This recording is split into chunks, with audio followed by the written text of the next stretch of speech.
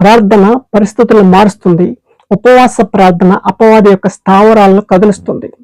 ఉపవాస ప్రార్థన ద్వారా బైబిల్లో అనేక మంది భక్తులు ఉన్నతమైన ఆశీర్వాదాలు పొందుకున్నారు, ఉన్నతమైన దీవెనలు పొందుకున్నారు, గొప్ప విడుదల పొందుకున్నారు.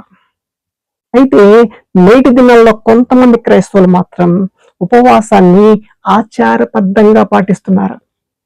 ఆచారబద్ధమైన ఉపవాసాలు చేస్తూ అది వాక్యానుసారమైన ఉపవాసం అని భ్రమలో బ్రతుకుతున్నారు.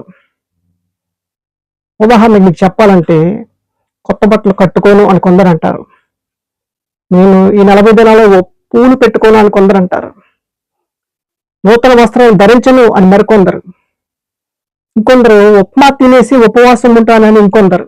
అలా రకరకాల ఆచారాలతో రకరకాల సాంప్రదాయాలు పాటిస్తూ అది భక్తి అనుకునే భ్రమలో బ్రతికే కొందరు ఉన్నారు.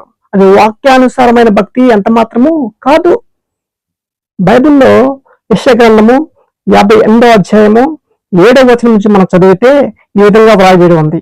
నీ ఆహారము ఆకలి గొనిన వారికి పెట్టుటయు, నీ రక్త సంబంధికి ముఖము తిప్పుకొనుకున్నటయు, దిక్కుమాలిన బేదలను ఇంట చేర్చుకున్నటయు, వస్త్రహీనుడు నీకు కనబడినప్పుడు వానికి వస్త్రములిచ్చుటయు, ఇదే కదా నాకు ఇష్టమైన ఉపవాసం అని దేవుని వాక్యం సెలవిస్తుంది. అయితే దేవుని వాక్యాన్ని అనుసరించి భక్తి చేస్తేనే దేవుడికి ఇష్టం. ఆయనకి ఇష్టమైన ఉపవాసం మనం చేసినప్పుడు ఉన్నతమైన దీవెనలు మనం పొందుకుంటాం.